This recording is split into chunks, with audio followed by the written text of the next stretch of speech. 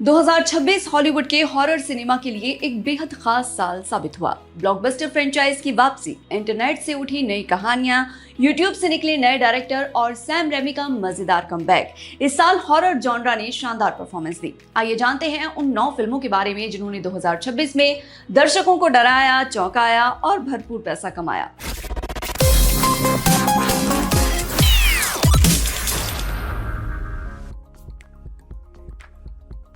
करी बारकर के डायरेक्शन में बनी ऑब्सेशन इस साल की सबसे बड़ी सरप्राइज हिट बनी। इसमें Michael Johnston, Inde Navarrette, Cooper Tomlinson, Megan Lawless और एंडी रिक्टर ने काम किया। फिल्म 15 मई 2026 को रिलीज हुई थी। ऑब्सेशन एक सुपरनैचुरल साइकोलॉजिकल हॉरर फिल्म है जो डब्ल्यू जेकब्स की मशहूर हॉरर कहानी द मंकीज पॉ से प्रेरित है। बेयर एक म्यूजिक स्टोर का एम्प्लॉय है जो अपनी क्रश निकी को मनाने के लिए एक रहस्यमयी वन विश विलो डिवाइस खरीदता है।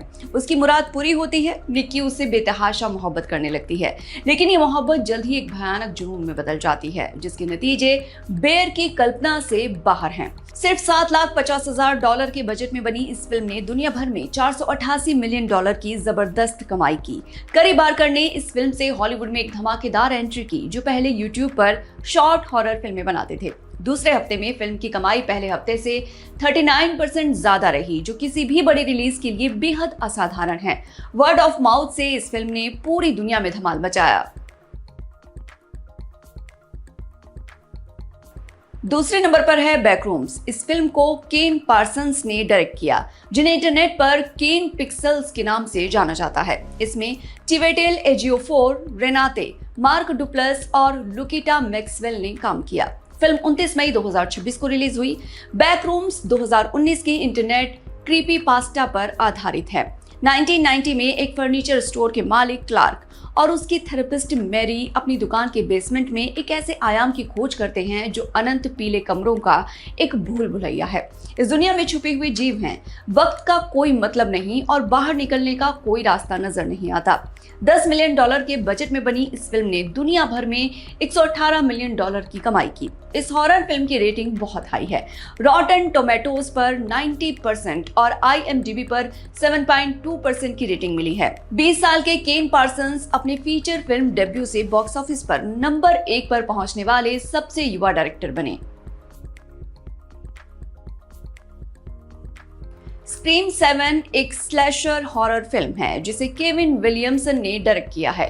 केविन ने ही 1996 की ओरिजिनल स्क्रीम लिखी थी। ये फिल्म मशहूर स्क्रीम सीरीज की 7वीं इंस्टॉलमेंट है। इसमें Neve Campbell, Isabel Jasmin Brown, Mason Gooding और डेविड आर्केट जैसी लंबी चौड़ी कास्ट ने काम किया। फ्रेंड्स की मोनिका कर्टनी कॉक्स भी अपने पुराने किरदार में दिखाई दी। ये 27 फरवरी 2026 को आई थी। एक नया घोस्ट फेस किलर उस छोटे से शहर में प्रकट होता है जहां सिडनी प्रेस्कॉट ने एक नई जिंदगी बनाई है। उसका सबसे बड़ा डर सच हो जाता है जब उसकी बेटी इस नए कत्ल के सिलसिले का निशाना बन जाती है। अपने परिवार को बचाने के लिए सिडनी को अपने सबसे काले अतीत का सामना करना पड़ता है। $45 मिलियन की बजट में बनी इस फिल्म ने $214 मिलियन की कमाई की और स्क्रीम फ्रेंचाइज की सबसे ज्यादा कमाई करने वाली फिल्म बन गई। हालांकि क्रिटिक्स की प्रतिक्रिया मिली जुली रही। ज्यादातर ने इसे कमजोर बताया, लेकिन दर्शकों ने नेवे कैंपबेल की वापसी को जमकर सराहा।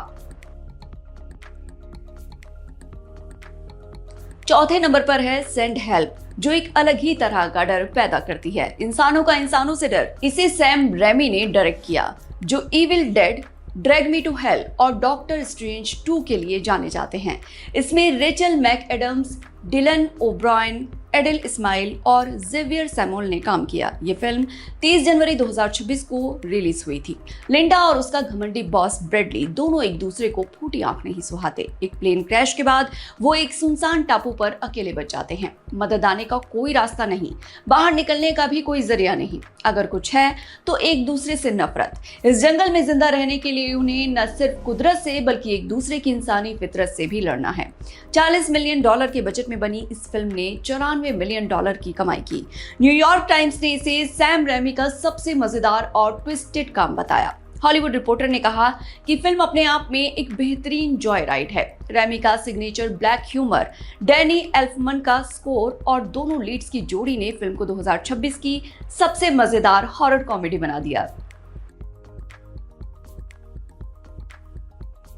हुक्म को डेमियन मैकार्थी ने लिखा और डायरेक्ट किया। इसमें Adam Scott, Florence Ordesh, David Wilmot और ऑस्टिन अमेलियो ने लीड रोल प्ले किए थे। ये फिल्म 1 मई 2026 को रिलीज हुई थी।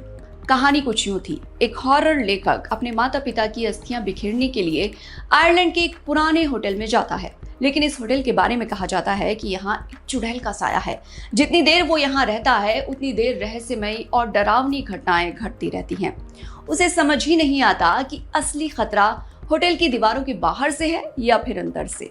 $5 मिलियन के बेहद छोटे बजट में बनी इस फिल्म ने $24 मिलियन कमाकर शानदार रिटर्न दिया। आयरिश फोक हॉरर की परंपरा में बनी इस फिल्म की खास बात यह है कि ये डर को जबरदस्ती नहीं थोपती, बल्कि धीरे धीरे माहौल बनाती है।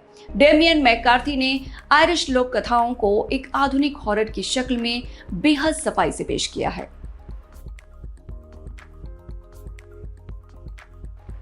छठे नंबर पर है फैंटेसी हॉरर फिल्म नाइटबॉर्न, जिसमें हैरी पॉटर वाले रॉन ने लीड रोल प्ले किया था। इस फिल्म को हाना बर्गहोम ने लिखा और डायरेक्ट किया। इसमें रॉन उर्फ रूपर्ट ग्रिंट, सेडी हार्ला और पामेला टोला ने काम किया। ये 14 फरवरी 2026 को रिलीज हुई थी। ये फिनलैंड की रहने वाली हाना बर्गहोम की अंग्रेजी में पहली फिल्म है। सागा और उसका ब्रिटिश पति जॉन एक परफेक्ट परिवार का सपना लेकर फिनलैंड के घने जंगल में एक पुराने घर में बस जाते हैं, लेकिन जैसे ही उनका बच्चा पैदा होता है, सागा को एहसास होता है कि इसमें कुछ बहुत गलत है। जॉन और बाकी परिवार उसकी बात नहीं मानते, लेकिन सागा जानती है कि उसका बेटा इंसान नहीं है। फिनिश लोक कथाओं की ट्रोल बेबी की दुनिया से उठाई गई ये कहानी पोस्टपार्टम डिप्रेशन और मदरहुड के दर्द पर भी सशक्त कमेंट्री करती है। क्रिटिक्स ने सेडी हार्ला की परफॉर्मेंस की तुलना लेजेंडरी फिल्म हेरेडिटरी की टोनी कोलेट से की। रूपर्ट ग्रिंट का काम भी बहुत सराहा गया। बर्गहोम की एक और फिल्म हैचिंग की तरह इस फिल्म ने भी ये साबित किया कि बॉडी हॉरर को इमोशनल डेप्थ से और ज्यादा असरदार बनाया जा सकता है। अगले नंबर पर है द ममी, जिसे ली क्रोनिन ने लिखा और डायरेक्ट किया। ये वही ली क्रोनिन है जिन्हें इविल डेड राइज जैसी महाभयानक फिल्म के लिए जाना जाता है। इसमें जैक रेनोर, लाया कोस्टा, नताली ग्रेस और वेरोनिका फाल्कॉन ने काम किया। इसकी रिलीज डेट थी 17 अप्रैल 2026। इजिप्ट के असवान में एक पत्रकार की छोटी बच्ची लायला रेगिस्तान में गायब हो जाती है। 8 साल बाद परिवार को खुशी का झटका लगता है जब वो वापस आती है, लेकिन ये खुशी जल्द ही एक बुरे सपने में बदल जाती है। कहानी एक पुराने काले पिरामिड के ऊपर बने घर में शुरू होती है, जहां एक मम्मी के अवशेष बंद हैं। $22 मिलियन की बजट में बनी इस फिल्म ने $90 मिलियन की कमाई की। क्रिटिक्स से फिल्म को मिला जुला रेस्पॉन्स मिला था। कुछ ने विजुअल्स की तारीफ की तो कुछ ने लंबे रन टाइम पर सवाल उठाए। ली क्रोनिन ने इस फिल्म से मम्मी के पुराने फॉर्मूले को एक नई और डरावनी दिशा दी, जिसे दर्शकों ने खूब पसंद किया। एविल डेड बर्न को फ्रांसीसी डायरेक्टर सेबास्तियान वनिसेक ने डायरेक्ट किया, जो इन्फेस्टेड से मशहूर हुए थे। इसमें सुहेला याकूब, टैंडी राइट और माउट डेवी ने काम किया। वार्नर ब्रदर्स ने 10 जुलाई 2026 को इसे रिलीज किया। ये एविल डेड फ्रेंचाइज की छठी फिल्म है और 2023 की एविल डेड राइज की सीक्वल है। अपने पति की मौत के बाद एक औरत अपने ससुराल वालों के साथ सुकून ढूंढने के लिए उनके सुनसान घर जाती है, लेकिन एक एक करके परिवार के सदस्य डेडाइट्स में बदलने लगते हैं। एक ऐसी फैमिली रियूनियन जो जहन्नुम से आती है। उसे पता चलता है कि शादी में जो कस्में उसने ली थी वो मौत के बाद भी जिंदा हैं। फ्रेंच एक्सट्रीम हॉरर की परंपरा और इविल डेड की लेगेसी का ये संगम दर्शकों को बेहद असहज करता है। क्रिटिक्स ने इसे सीरीज की सबसे निर्मम फिल्म बताया। आखिरी नंबर पर है 28 years old the bone temple. उसे निया डाकोस्टा ने डायरेक्ट किया और एलेक्स गॉलिन ने लिखा। इसमें रेल्फ फाइनेंस, जैक ओकोनेल और अल्फी विलियम्स ने काम किया। इसकी रिलीज डेट थी 16 जनवरी 2026। स्पाइक जिमी क्रिस्टल के गैंग में शामिल होते हैं। वहीं डॉक्टर केल्सन एक ऐसी खोज करता है जो पूरी दुनिया बदल सकती है। इस दुनिया में अब संक्रमित लोग सबसे बड़ा खतरा नहीं है, बचे हुए इंसानों की वहशत कहीं ज्यादा डरावनी है। फिल्म 28 इयर्स लेटर के सीधे बात शुरू होती है और एक बिल्कुल अलग टोन और विजुअल स्टाइल में आगे बढ़ती है। ये फिल्म बॉक्स ऑफिस पर थोड़ी कमजोर रही, लेकिन रॉटन टोमेटोज पर 92% की रेटिंग के साथ ये सीरीज की सबसे ज्यादा पसंद की गई। 2026 में हॉरर जॉनरा ने साबित किया कि डर को कहीं से भी उठाया जा सकता है। इंटरनेट के पीले कमरों से, आयरिश जंगलों से, इजिप्ट के रेगिस्तान से या फिर एक सुनसान टापू से, इस साल का हॉरर सिर्फ जंप स्केयर और खून खराबे का नहीं था। ये किरदारों की मनोवैज्ञानिक गहराई, जबरदस्त परफॉर्मेंस और नई आवाजों का भी साल था। आपने इनमें से कितनी फिल्में देखी हैं, हमें जरूर बताइए और देखते रहिए एम बोले तो।